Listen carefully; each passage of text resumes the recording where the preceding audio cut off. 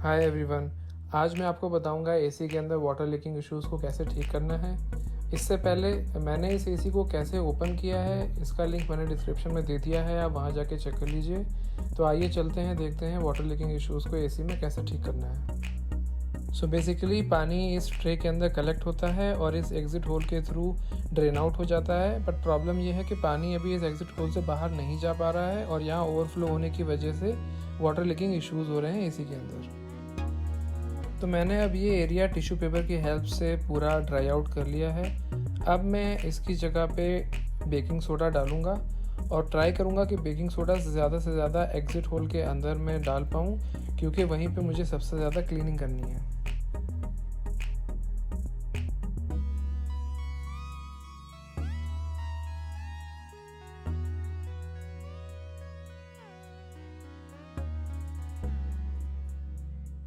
तो अब मैंने बेकिंग सोडा इसके अंदर डाल दिया है और टूथब्रश की हेल्प से काफ़ी हद तक मैंने उस बेकिंग सोडा को पुश करके एग्ज़िट होल के अंदर डाल दिया है। अब मैं क्या करूँगा, मैं इसके अंदर वाइट विनेगर डालूँगा। वाइट विनेगर का काम ये होगा कि वो बेकिंग सोडा के साथ मिलकर रिएक्शन करेगा और इस एग्ज़िट होल और ड्रेनेज के अंदर जितना भी डर्ट है उसको गलाएगा और उसको फिर ड्रेन आउट कर देगा। तो अब मैंने ये इसके अंदर वाइट विनेगर डाल दिया है और आप देख सकते हैं कि वाइट विनेगर बेकिंग सोडा के साथ मिलकर रिएक्शन कर रहा है और अपना काम कर रहा है। आप देख सकते हैं कि यहाँ पे बबल्स बन रहे हैं। उसकी वजह यह है कि हमारे ड्रेनेज के अंदर और एग्ज़िट होल के अंदर जितनी भी डर्ट थी, उस डर्ट की वजह से इसके अंदर एयर बबल्स कलेक्ट हो गए थे। अब वो डर्ट धीरे धीरे गल रही है, जिसकी वजह से अब वो एयर बबल्स बाहर की तरफ आ रहे हैं। तो अब हमारे बबल्स बनने बंद हो गए हैं।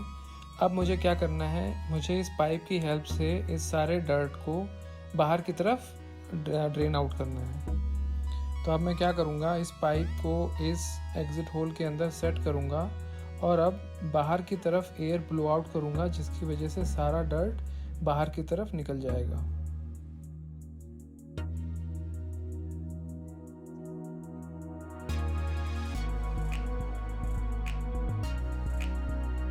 तो आप देख सकते हैं मैंने सारा डर्ट और लिक्विड बाहर की तरफ ब्लो आउट कर दिया है।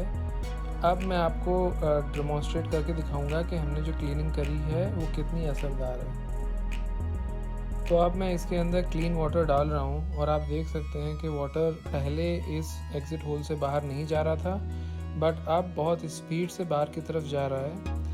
मैं क्लीन वाटर डालते ही जा रहा हूँ। पूरी बोतल एक्चुअली मैं इसके अंदर एम्प्टी करने वाला हूँ और आप देख सकते हैं कि मेरा वाटर जो है कहीं भी ब्लॉक नहीं हो रहा है, ईज़िली बाहर जा रहा है और कहीं से भी स्पिलेज या वाटर लीकिंग नहीं हो रही है ओवरफ्लो होने की वजह से। Thanks for watching. Please like and subscribe.